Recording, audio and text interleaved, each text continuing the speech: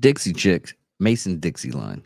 All these everybody's heard about. Today, we're going to talk something about what no one's heard about, the Dixie Mafia.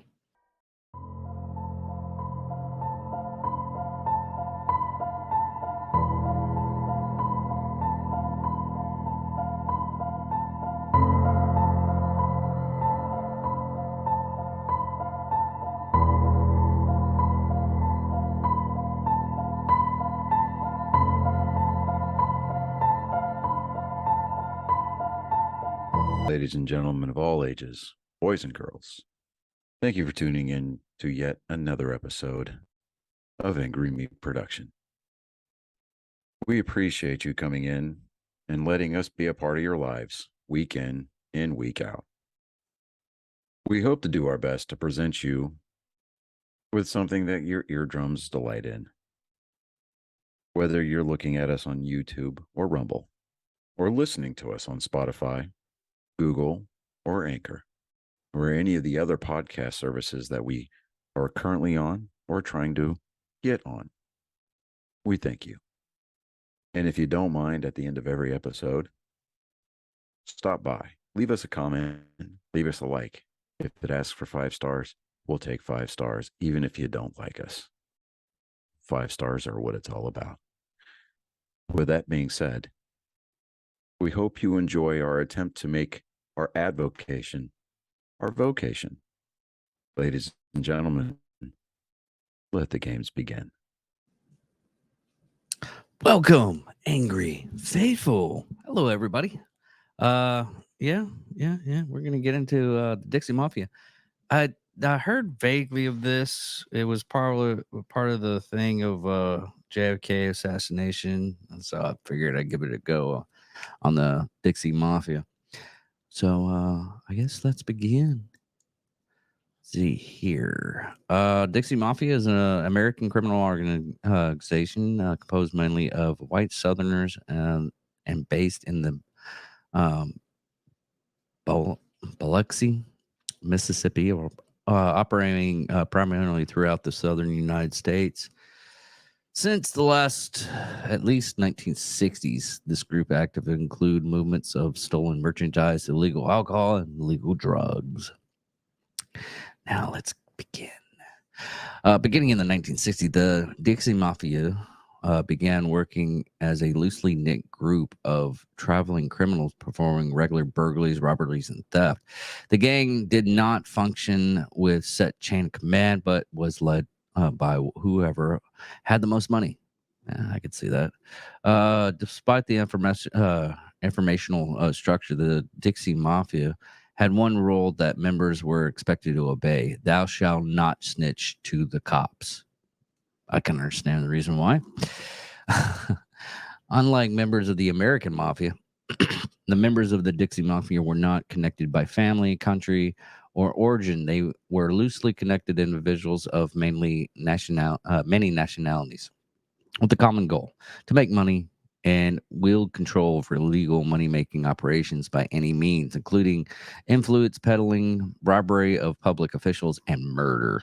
The game became known for carrying out contract killings, particularly against former members. During its peak, from as early as 1960s to like the 1980s, dozens of these peoples were murdered, usually shot by its members. Victims were mostly often murdered because they testified or threatened to testify against fellow members. The Strip, the Biloxi, Mississippi, was home. Oh, the Strip, okay, in Biloxi, Mississippi, was home base of the Dixie Mafia, and Mike Glitch Jr. was the group's unofficial de facto kingpin, or Cortona. Cortona is a South Slavic ethnic group native to Cortodia, uh, western part of Bosnia Herzegovina and other neighboring countries in southern Europe. Okay, descent and from a large poor families. He had raised himself in the city of the Point Cad section to become wealthy. I'm sure along the Strip, he owned a string of malls and nightclubs that doubled as strip joints and gambling dens, as well as bingo parlors. He was known as and tested by almost every member of the Dixie Mafia, especially those who trusted no one else. In other words, one investigator of the Shirley murders, Mr. Mike runs the criminals' post office. He's their banker. Oh, that's cool. Grinch was a also partner and prosecutor Kinsley McCoy Nix Jr., one of the gang's most notable members. In December 1965, at the age of 22, Nix was caught carrying illegal automatic weapons to Fort Smith Arkansas. An old friend of his, Jones, ran a brothel there. Man, I'm not gonna lie. Every time I see brothel, I'm thinking whorehouse. Can't say whorehouse. You just gotta say brothel. Make it. What do you work at? Oh, I work at the brothel. It's so nice. Could you use the word brothel, right? It's nice. It's a whorehouse. Just call it a whorehouse.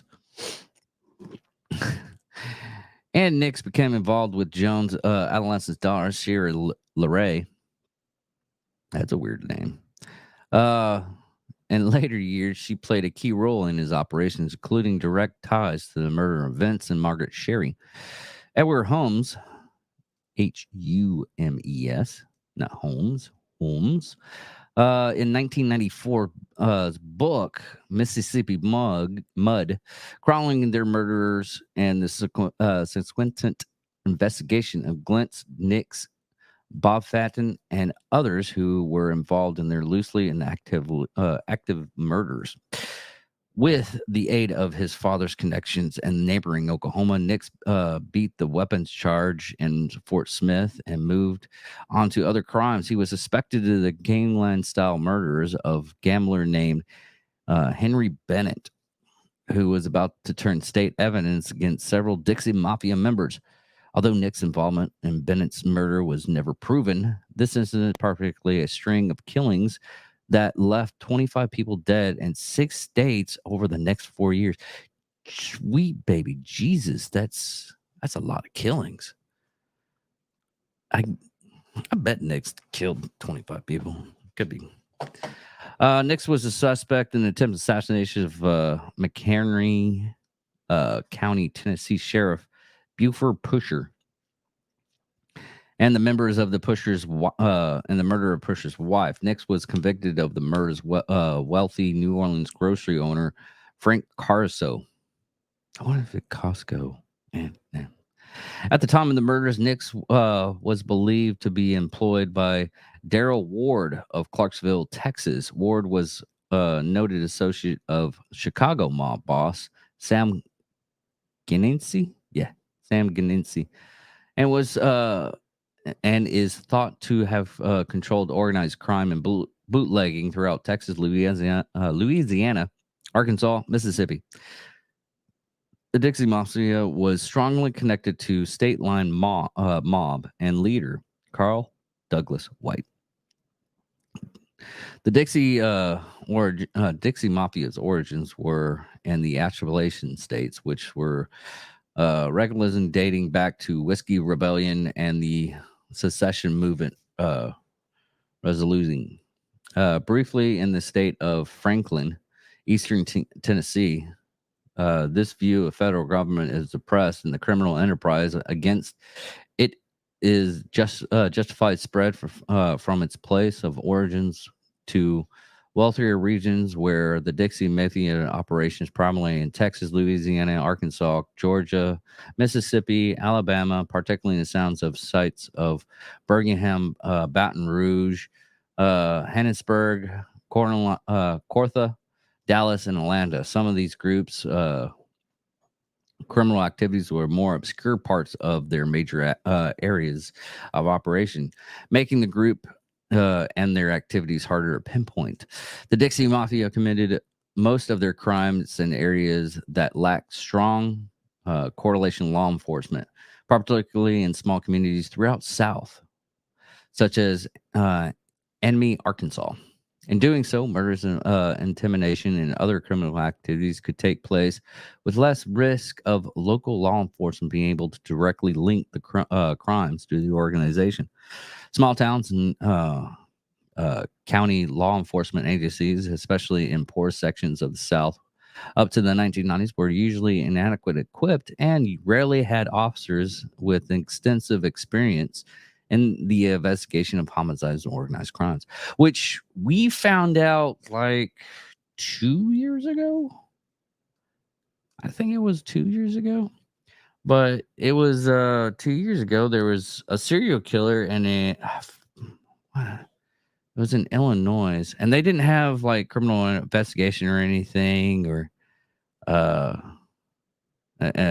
anything to that extent. And when they actually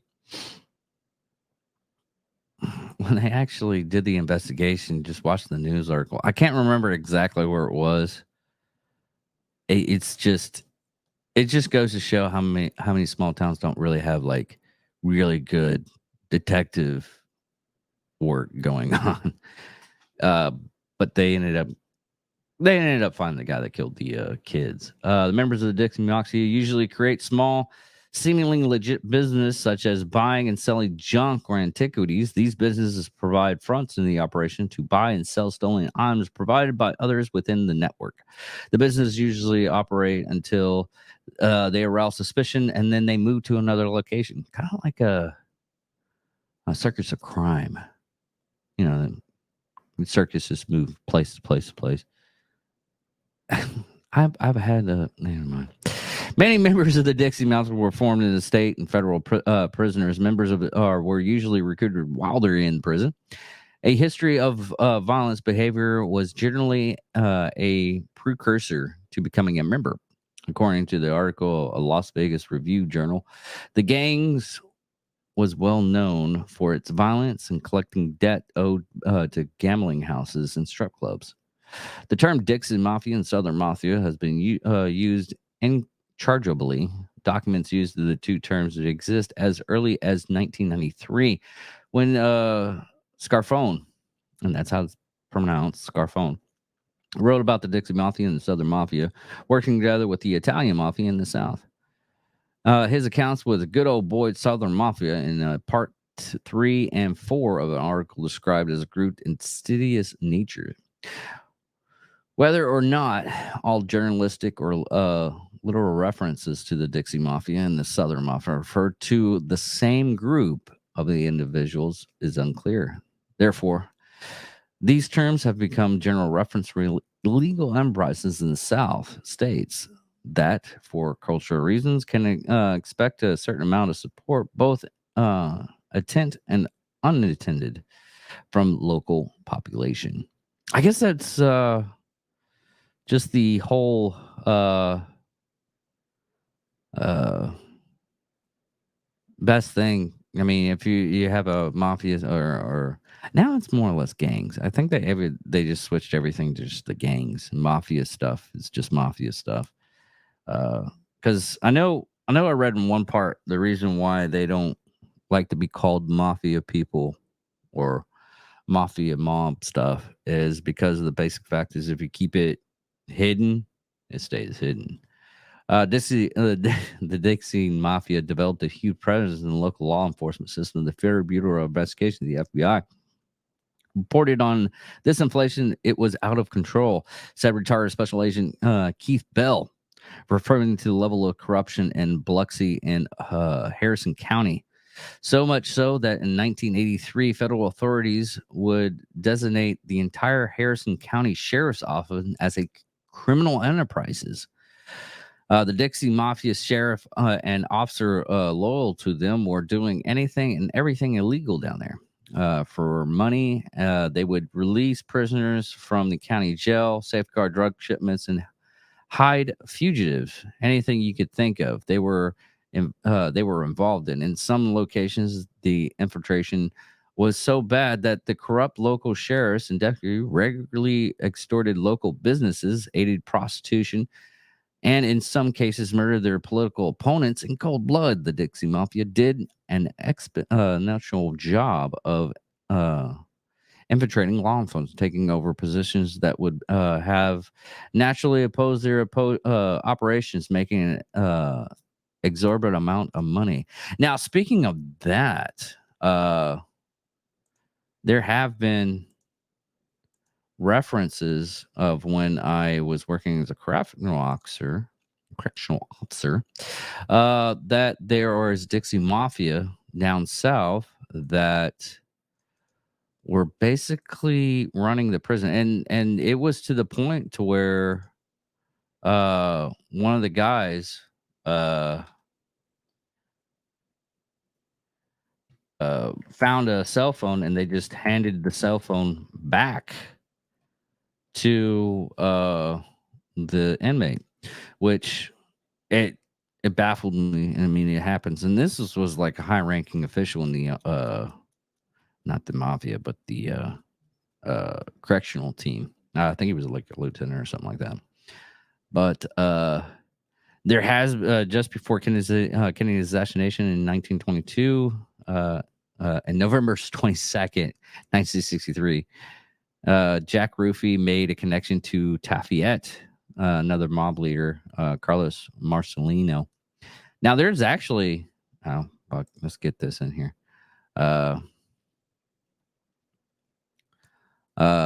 Sometimes you lose a piece of yourself that you can have back.